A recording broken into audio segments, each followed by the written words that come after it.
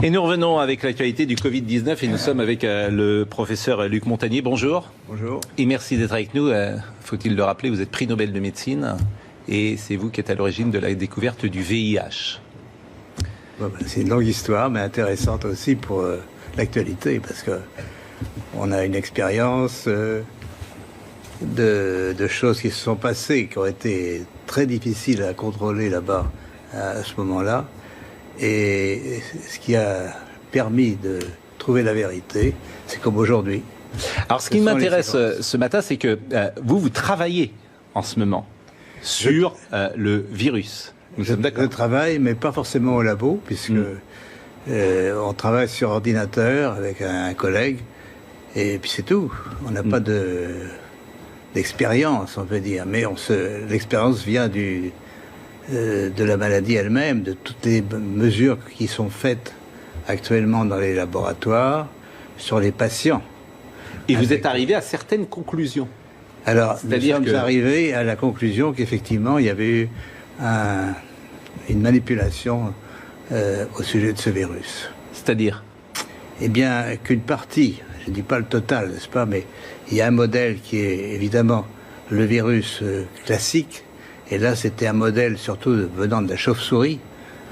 Mais à ce modèle, on a par-dessus ajouté des séquences, notamment du VIH, le virus du sida. Mais quand vous dites « on a ajouté », qui a ajouté ? Moi, je ne sais pas. Mais c'est pas naturel, c'est ce que vous voulez dire ? Non, ce n'est pas naturel. C'était un travail de professionnel, un travail de biologiste moléculaire. C'est un travail très minutieux. On peut dire d'horloger, on peut dire au niveau des séquences. Mais dans quel but ? Dans quel but, ça n'est pas clair. Moi, je l'expose, si vous voulez. Mon travail, c'est d'exposer les faits, c'est tout. Je n'accuse personne, je ne sais pas qui a fait ça et pourquoi. La possibilité, c'est peut-être que ils ont voulu faire, on ne sait pas, on a voulu faire un vaccin contre le sida. Donc on a pris des petites séquences du virus et on les a installées dans la séquence plus grande du coronavirus. Alors je suis pas sûr de comprendre tout ce que vous dites. C'est-à-dire que dans ce virus, il y a une part de VIH ? Voilà, c'est ça. Le matériel génétique du virus est un long ruban d'ARN, n'est-ce pas ? Comme de l'ADN, mais c'est de l'ARN. Et dans ce long ruban, à une certaine place, on a fixé des séquences petites de VIH. Et ces séquences petites ne sont pas petites pour ne rien vouloir dire.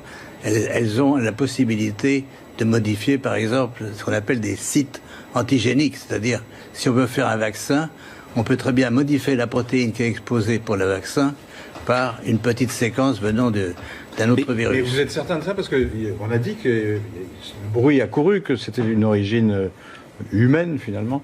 Et ça a été ensuite réfuté par la plupart des autorités scientifiques, quand même. Il y a quand même une volonté d'étouffement, si vous voulez. Les travaux, nous ne sommes pas les premiers. Un groupe de chercheurs indiens, très, très renommés, avait publié la même chose. On les aura forcés à rétracter. Et on les a forcés comment? C'est-à-dire, c'est annulé. Il y a, si vous regardez leur publication, vous avez une grande bande annulée parce que... Mais ce que vous dites là, la plupart des scientifiques disent le contraire, quand même. De moins en moins.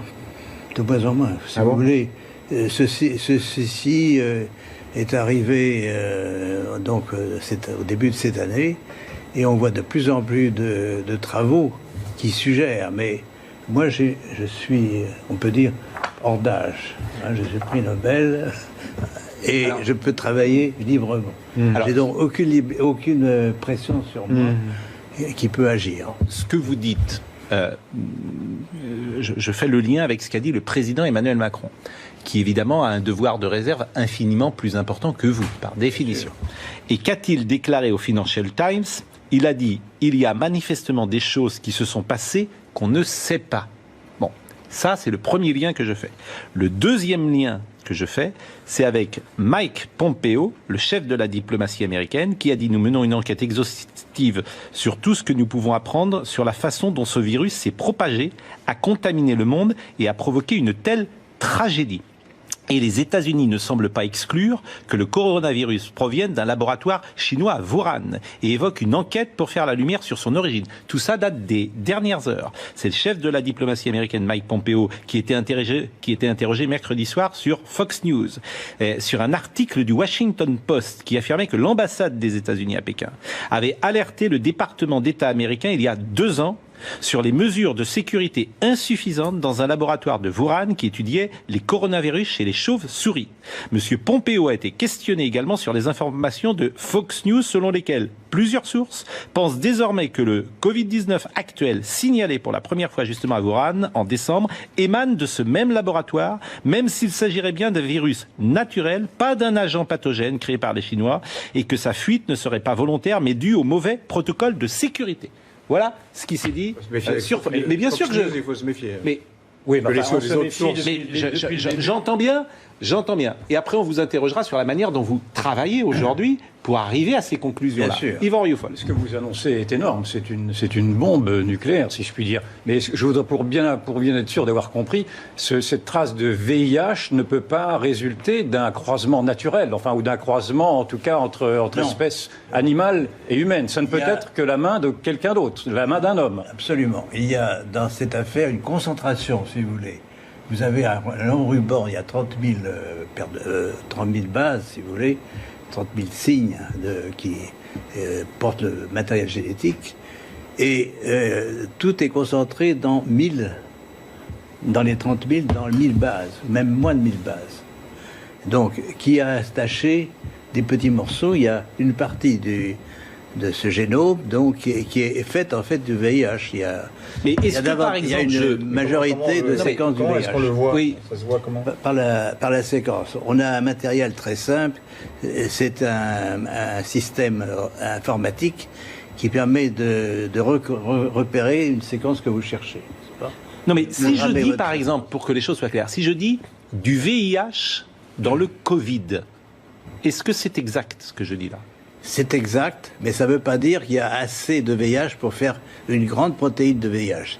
Il y a assez de matériel pour modifier ce qu'on appelle un site antigénique, c'est-à-dire modifier un peu la protéine du coronavirus pour la faire reconnaître par le système immunitaire comme VIH. Mais les conséquences sur le VIH, qui est une maladie extrêmement grave, et avec les conséquences que l'on sait, les conséquences pour ceux... Et alors là, moi, je fais très attention forcément à ce que je dis, parce que je pense à ceux qui ont eu le Covid-19. Et vous pouvez évaluer aujourd'hui les conséquences. Il serait intéressant de regarder, de voir s'il y a des anticorps produits chez ces patients contre le VIH, contre une protéine du VIH. Ça serait intéressant à faire. Et est-ce que vous, à votre connaissance, est-ce que vous savez si le professeur Raoult, qui est donc un des spécialistes mondiaux de cette affaire-là, a eu également ce traçage en vue, a diagnostiqué, si je puis dire, cette trace de VIH, et est-ce qu'il y a des médicaments qui peuvent y remédier?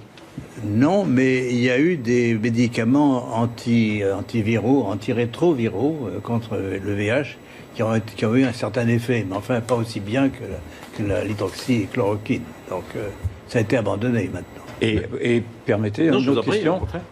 Tous les soupçons se tournent en effet vers la Chine, et le président de la République a repris cette thèse, disant en tout cas que la Chine avait menti sur la gravité de l'épidémie, en tout cas au début, dès le mois de janvier.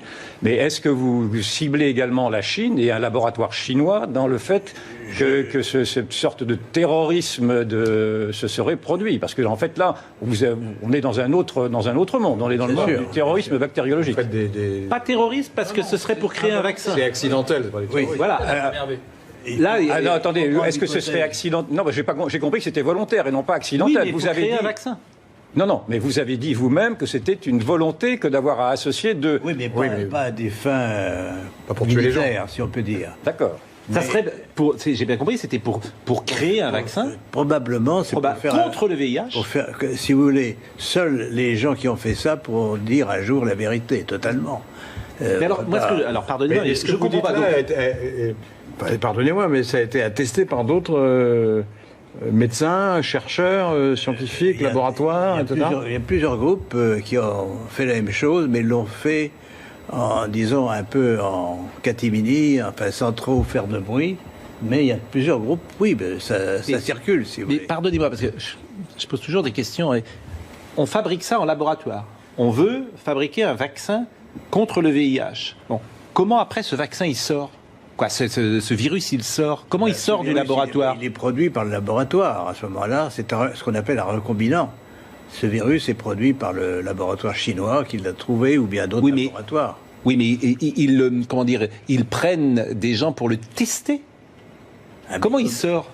Bien sûr, alors si on parle là c'est un autre sujet, c'est un vaccin contre le coronavirus. Non mais je veux savoir comment il sort du laboratoire. Comment de la fabrication d'un vaccin contre le VIH, on arrive à une pandémie mondiale. C'est ce lien-là que je ne saisis pas. Parce qu'ils ont fait une construction donc qui est un virus corona, un ARN de virus corona, et dans une petite partie de ce ruban, vous avez les séquences VIH, de telle façon qu'elles soient exposées, bien sûr, au système immunitaire.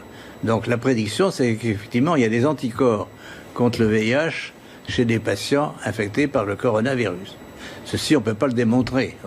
Oui, mais vous ne me dites pas comment il sort. C'est parce qu'on prend des patients et on va tenter de tester ce vaccin qu'on est en train d'élaborer et qu'après, il se diffuse comme ça. C'est ça que je saisis pas. Là, ça va prendre beaucoup de...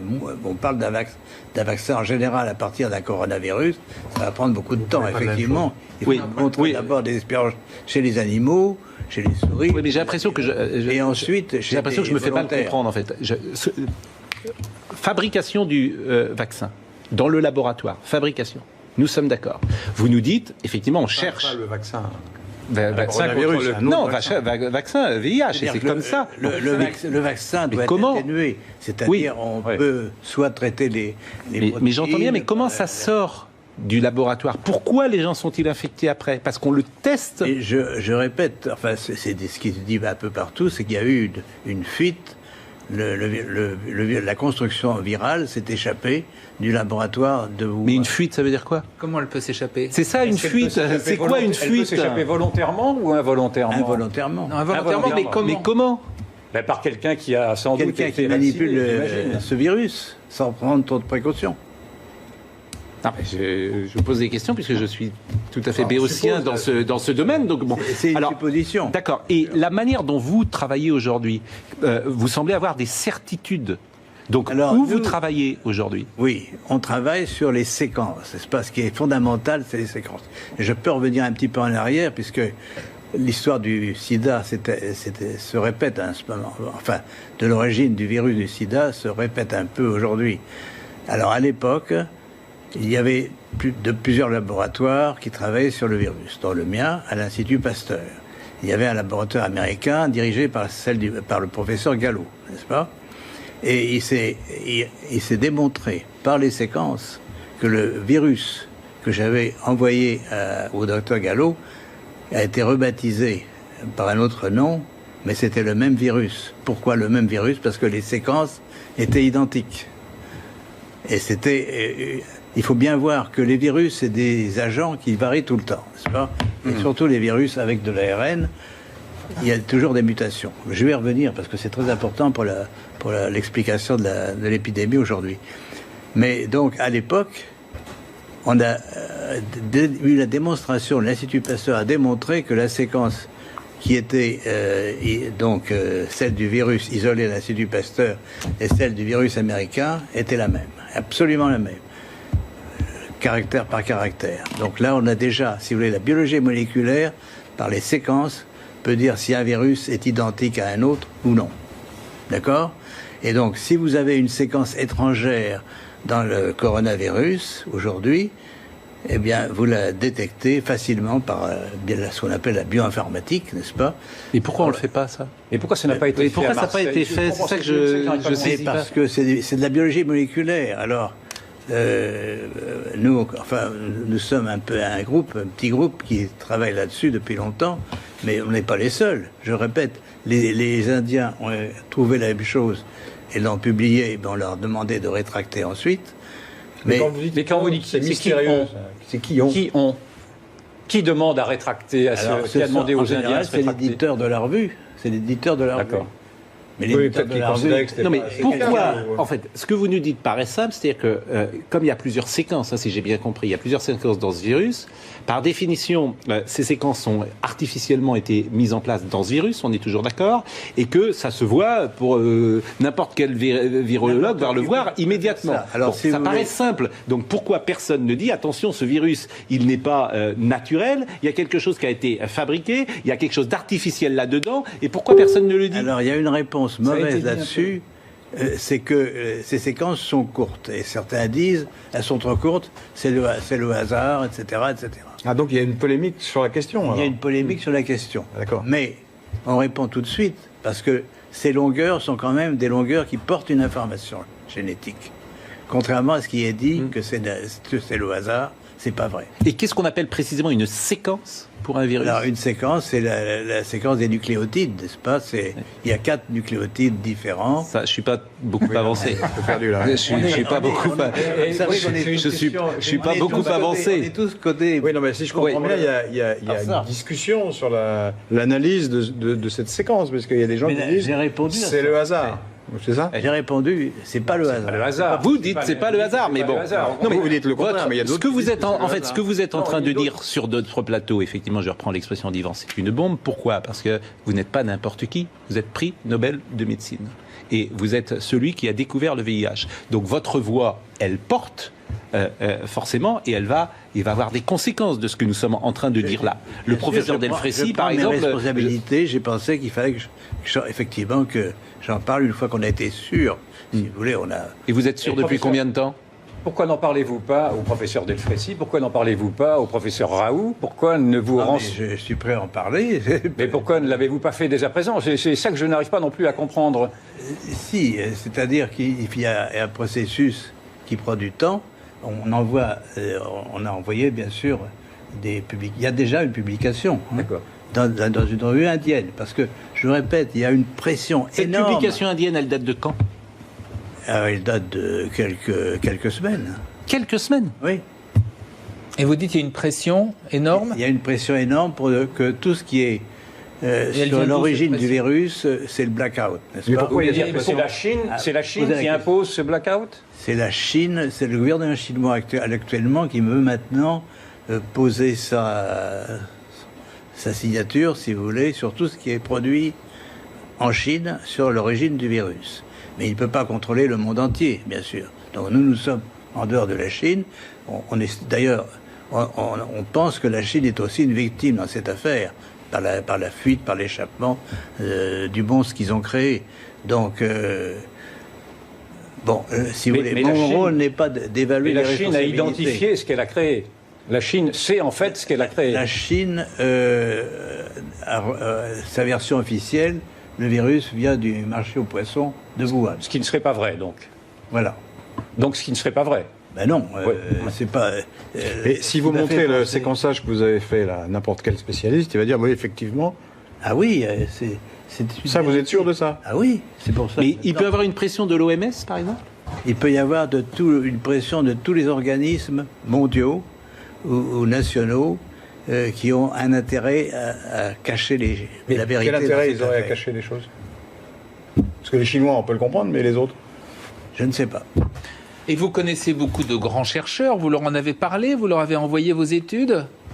J'ai envoyé, bien sûr, ces résultats à un certain nombre de collègues. Et ils répondent quoi? Ben, si vous voulez, c'est des faits, on peut pas les nier. Et sur Bon, la démarche je vous propose de marquer une pause. Et, sur la démarche Ouais. scientifique elle-même, est-ce que vous trouvez rationnel d'avoir voulu associer à un moment donné, pour un chercheur, le Covid et la Chine Le La VIH, non, je trouve ça Le assez VIH. bizarre. Bizarre, C'est d'accord. assez bizarre. Parce que le VIH, c'est encore très dangereux. Ça n'a aussi. donc rien à voir, a priori, ça ne pouvait pas se... Bon. Ça ne pouvait pas donner Mais quelque chose... les faits sont là. Les faits sont là, d'accord. on va D'accord. poursuivre Là. et vous nous direz, parce que vous nous direz également si ce virus mute et évolue et s'il s'affaiblit Et je pense que c'est également ce que vous avez remarqué, puisque le virus aujourd'hui, il se déplace d'ouest en est. D'est en ouest, pardon, d'est en ouest, et il est aux États-Unis. Et vous avez remarqué qu'aux États-Unis, il est beaucoup plus faible et il a perdu, d'une certaine manière, sa virulence. Chez certains patients. Bon, à tout de suite. C'est dingue.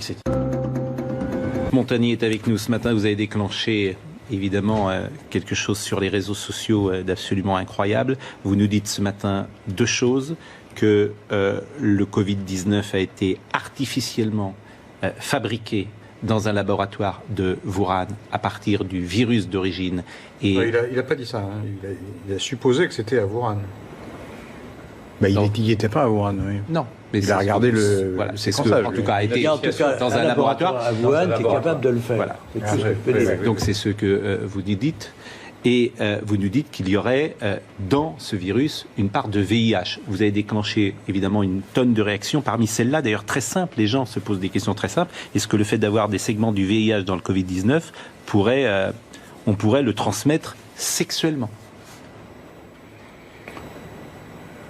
Je ne crois pas. Je pense que ce virus est quand même essentiellement un coronavirus, n'est-ce pas?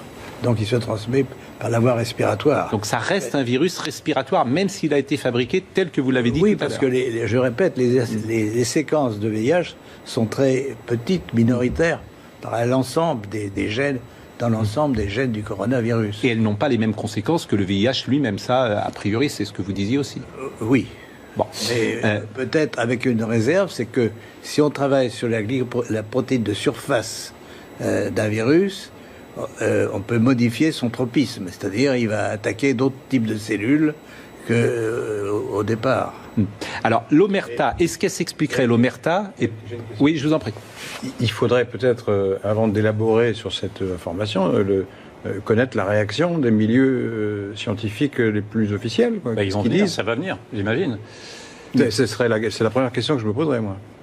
Mais par définition, à l'heure à laquelle nous parlons, ces milieux sont en train peut-être de découvrir ce que vous dites. Nous avons parce que s'ils l'ont caché, c'est intéressant. Nous avons les faits, et je répète, il y a une publication indienne au départ, mais qui a été supprimée par la pression de l'éditeur. Alors, je vais vous poser une question.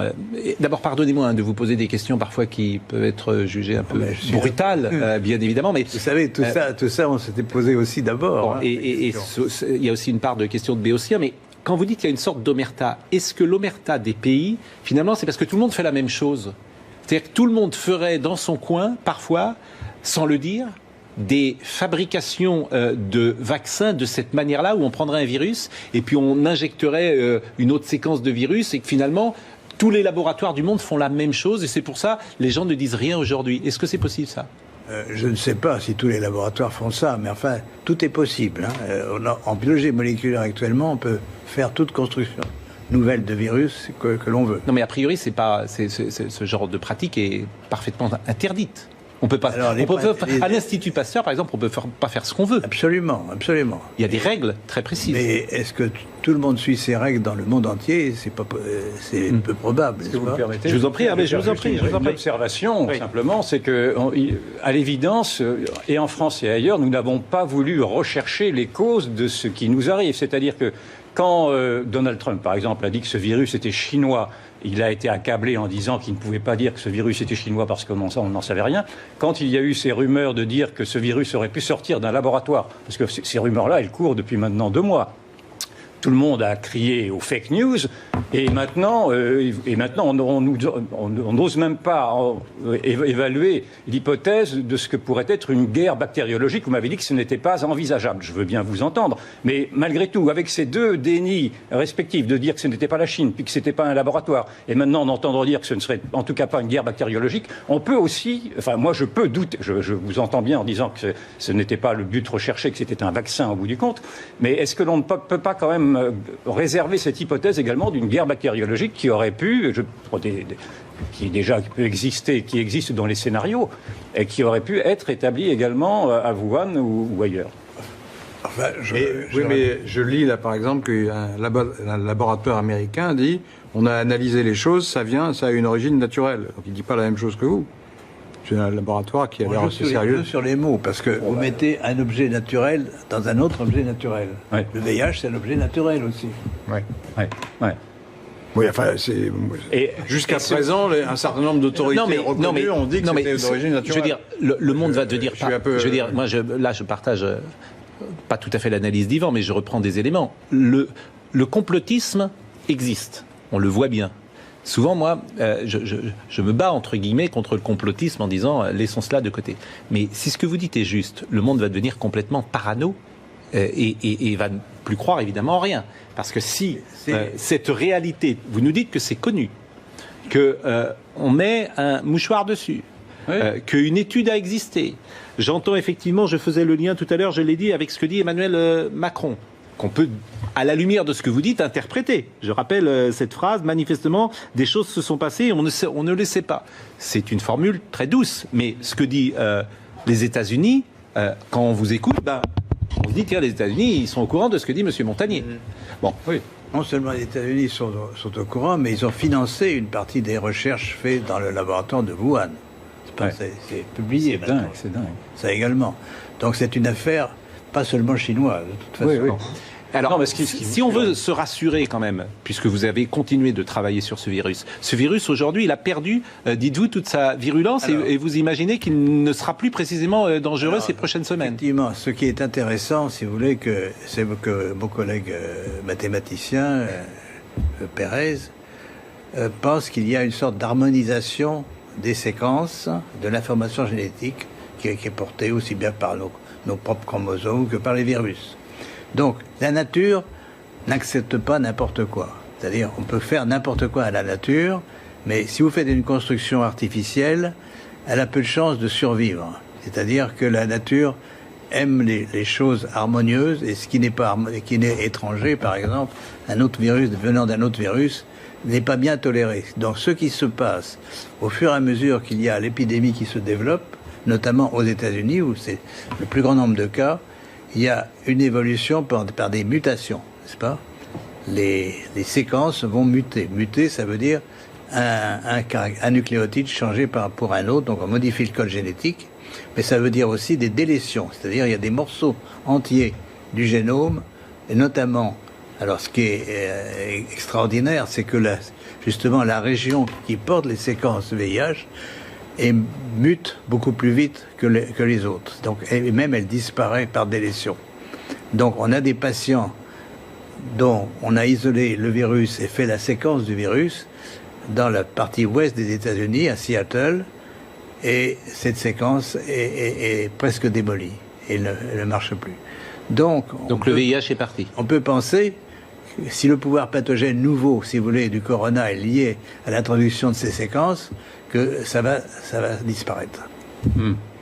C'est une lueur d'espoir. Je voulais juste réagir. Et à échéance de quoi Il n'y a pas eu de déni. La preuve, ce qu'il y a, c'est que pour l'instant, les rumeurs qui étaient malheureusement, qui rencontraient la crédibilité, enfin, beaucoup de gens y croyaient, de quelque chose qui aurait été fabriqué, jusque-là, il n'y avait pas de preuve. Là, ce qu'apporte ce que dit Luc Montagnier, c'est intéressant. Moi, je suis incapable de dire si c'est effectivement la bonne hypothèse. Mais en tout cas, il y a une hypothèse. Mais avant, on n'était pas dans le déni, puisqu'il n'y avait pas de choses précises. On était dans le déni de dire que ça venait de la Chine. On était dans le déni de dire que c'était un virus chinois. Rappelez-vous des polémiques. Chacun sait que l'épidémie est née en Chine. De là, le traité, après parler de virus chinois, c'est autre chose. Bah oui, le virus chinois, on parle pas comme ça. Mais que ça vienne de la Chine, personne n'a jamais contesté que ça venait de la Chine. La maladie est née en Chine. Il y a eu un manque de curiosité. Qu'est-ce que, Monsieur Montagnier, Monsieur Montagnier, la parole de elle nous intéresse. Qu'est-ce qu'il faut faire aujourd'hui ? Qu'est-ce qu'il faut faire ? Eh bien, justement, faire l'analyse des séquences. Et vous les avez faites, vous dites ? Mais oui, mais ça change tout le temps, puisque tous les jours, il y a de nouveaux patients infectés. Donc, on doit suivre, si vous voulez, l'évolution génétique du virus par des prélèvements, donc des isolements de virus de patients, et faire le séquençage de ces virus. Et si ma prédiction est exacte, on va trouver de plus en plus de virus mutants, inactivés, et bien sûr, ça doit être lié, si mon hypothèse est exacte, à la perte des pouvoirs pathogènes de ce virus. Donc, les conséquences graves de l'infection vont disparaître. Donc vous parlez là d'hypothèse d'ailleurs, comme tous les scientifiques. Tout ce que vous nous dites ce matin, c'est forcément une hypothèse. Mais c'est quand même basé sur une mesure d'évolution. On a des mesures du mois de mars, du mois de janvier. Donc c'est des évolutions rapides. L'analyse que vous avez faite sur le virus lui-même, c'est un travail très long à faire, très difficile?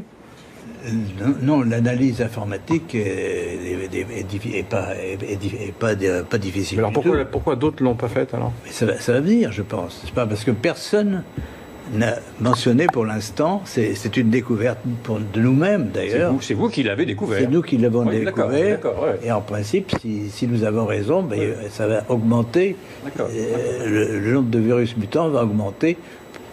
Plus le temps passe. Si j'ai bien compris votre raisonnement, vous nous avez dit d'ailleurs dans une très jolie phrase que la nature aimait l'harmonie. Oui. Et donc dans votre raisonnement, ce virus-là va se défaire assez rapidement, si je comprends. Exactement. Il va perdre ses séquences. Et rapidement, ça veut dire quoi rapidement? Pour vous, rapidement, c'est quoi? C'est en mois, c'est en année? Au fur des mesures des transmissions. Hein. C'est pour ça que l'épidémie nous apprend. Évidemment, il est regrettable qu'il y ait cette épidémie. Donc il faut par tous les moyens, vous posez la question, par tous les moyens connus, il faut empêcher qu'elle se progresse. Mais aux États-Unis, là, c'est une véritable explosion. Il y a maintenant 500 000 personnes qui sont infectées aux États-Unis. Est-ce que la contagiosité de ce virus est précisément liée à sa fabrication artificielle, selon vous? C'est possible, oui. C'est possible. Parce que la transmission est liée, si vous voulez, à l'association entre une protéine du virus et un récepteur sur les cellules. Et donc, plus le virus trouve des récepteurs sur ces cellules, plus il va pouvoir se coller et pénétrer, donc transmettre l'information. Et quels sont les moyens pour lutter, selon vous, contre cette contagiosité? Le confinement est la bonne solution? Si vous voulez, moi j'ai une solution un peu d'avant-garde, parce que je travaille là-dessus pour d'autres raisons. C'est que les ondes peuvent modifier les fréquences. Certaines fréquences d'ondes peuvent modifier la présence de ces séquences. Comme elles sont étrangères, peut-être on va pouvoir les distinguer du reste du coronavirus et les détruire d'une façon sélective. Là, c'est de la science-fiction pour l'instant. Et là, je ne peux la vérifier que si j'ai les moyens de le faire. Autrement, je pourrais... Les ondes, c'est-à-dire? Oui, parce que je ne suis pas sûr de comprendre. Qu'est-ce que vous appelez les ondes? Les ondes, ce sont des ondes électromagnétiques, n'est-ce pas? Qui pourraient séparer. Nous sommes environnés d'ondes électromagnétiques. Pourquoi ne pas utiliser une partie de ces ondes pour détruire des séquences sélectivement d'ARN ou d'ADN? Bon, c'est une possibilité, ce n'est pas une certitude, bien sûr. Mais est-ce que ce virus, ce nouveau virus, accélère les défenses immunitaires, pardon, je n'arrive pas à trouver le mot, accélère le fait que nous n'ayons plus les défenses immunitaires susceptibles de nous défendre, ou est-ce que ça n'a pas de rapport? Est-ce que cela éradique les défenses immunitaires ou pas? Alors, effectivement, moi je pense, si vous voulez, qu'on vit dans un environnement très différent de celui de nos ancêtres, et sans se rendre compte, enfin, on adore les ondes, on communique par les ondes tout le temps, n'est-ce pas? Mais il y a des projets encore de plus en plus importants pour que ces ondes soient encore plus autour de nous. Alors, je répète, et c'est un sujet à étudier, c'est pas le rôle des ondes. On a dit, par exemple, que la ville de Wuhan était très en avance pour l'installation d'antennes 5G, n'est-ce pas? Oui. 10 000 antennes sont dans cette région. Et donc, elles ont pu contribuer au pouvoir pathogène du virus. Ah d'accord. Mais merci. Malheureusement, alors c'est vraiment, on est déjà en retard. On est déjà en retard. Mais j'ai vu. Est-ce qu'on peut avoir 5 minutes de plus? Je le demande d'ailleurs à Marine Lançon et peut-être à notre ami Jean-Marc Morandini. Est-ce qu'on peut exceptionnellement déborder un peu, parce que c'est vrai que ce que vous nous dites est si important dans cette séquence. Parce que je lis là dans le... C'est une fiche, je crois, que vous avez été contesté violemment par d'autres prix Nobel sur des thèses scientifiques. Il y a une pétition qui a été faite contre vous, c'est ce que je lis là. Hein. Ah, mais ça, c'est une autre histoire. C'est une autre histoire, oui. Mais c'est frappant quand même que tous les prix Nobel se liguent contre vous. Pas tous les prix Nobel. Il y a une partie, en tout cas. Il y a une partie, hein, c'est pas... Mais pourquoi ils sont ligués contre vous? Parce que, si vous voulez, j'ai défendu les thèses de Jacques Benveniste sur la mémoire de l'eau. Ah oui, Je elles ont été continue. réfutées, non? Non, monsieur. Elles ont été... Ah bon? C'est pareil, il y a une sorte de voile. On empêche les recherches là-dessus. Benveniste, il a cherché longtemps, il n'a pas été empêché. Non, mais c'est que les gens ne croyaient pas à sa théorie, surtout. C'est pas tellement qu'il a été empêché. Si, enfin, il a été... Enfin, moi, je l'ai connu. Benveniste, lui... Il a été maltraité, on peut dire. Non, mais Laurent Geoffroy, la vérité, c'est qu'on ne peut pas apporter la contradiction à monsieur... non, je ne me l'apporte pas. Je ne me permettrai pas, moi, de le faire. Ce qui m'intéresse... Je lis un article qui dit le contraire. Oui, donc, voilà, c'est pour ça. mais c'est... Donc, je m'interroge. J'entends bien. Donc, je m'interroge. J'entends bien, mais on voit que dans cette séquence, beaucoup de médecins ne sont pas d'accord, beaucoup de scientifiques ne sont pas d'accord. Oui, c'est ce que je voudrais souligner. Voilà, et c'est pourquoi, d'ailleurs, vous étiez là ce matin. Ce que vous dites est ahurissant. Ahurissant. Disons-le. Ce que vous dites est effectivement, et je vous remercie d'être venu sur le plateau de CNews, nous l'avoir dit, mérite la contradiction, par définition, la contradiction scientifique. Ce que je viens de dire, c'est un article du Figaro. Ouais. Non, mais... Je viens de trouver ça dans le... Vous avez parlé vous-même d'hypothèse, et c'est ce mot aussi que je veux retenir, comme... souvent les scientifiques avancent en parlant d'hypothèses et malheureusement on ne peut pas continuer cette discussion, mais je ne doute pas que nous pourrons la poursuivre et vous entendre de nouveau. Ce qui vous permettez, le plus important, c'est pas l'origine, si vous voulez, c'est intéressant l'origine des virus, mais c'est surtout qu'est-ce qui va se passer maintenant pour nous tous. Oui. C'est la question que je vous ai posée tout à l'heure. Je vous réponds en partie, il y a une possibilité, une lueur d'espoir que cette épidémie disparaisse parce que le virus va s'auto-détruire. Bon, voilà. Mais est-ce qu'il faut s'attendre, et ce sera peut-être ma dernière question, à des pandémies de ce type régulièrement? Alors, il faut éviter absolument que ça se reproduise, c'est évident. Alors, donc, je crois que les règles, si vous voulez, éthiques des chercheurs, il faut que tout le monde les respecte. Et c'est des règles éthiques aussi pour les médecins. On ne tue pas par le traitement. Never. Non primum non nocere, je parle le latin, et donc ça c'est vraiment fondamental. Là, merci beaucoup. C'est terminé. Il y a une faute éthique à vouloir associer les deux. C'est fini, Yvan. On déborde déjà de plus de 5 minutes. Je vous remercie.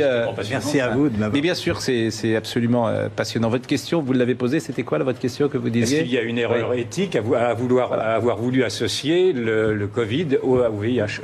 Je crois. C'était important, effectivement, d'entendre votre réponse. Vraiment, merci beaucoup, Monsieur Montagnier. Je vous remercie grandement. Merci à Marine Lançon. Merci à Annalisa Capellini qui était avec nous aujourd'hui. Merci à Stéphane Gallardo qui était à la réalisation, à Rémi, à Guillaume. Pardon pour ceux que nous devions recevoir dans ces dernières parties de l'émission, mais elle a été chamboulée. Merci vraiment à tous. Rendez-vous lundi. Merci, Monsieur Montagnier. Et que Jean-Marc Morandini me pardonne pour ces quelques minutes. Yo, listen up, here's the story about a little guy that lives in a blue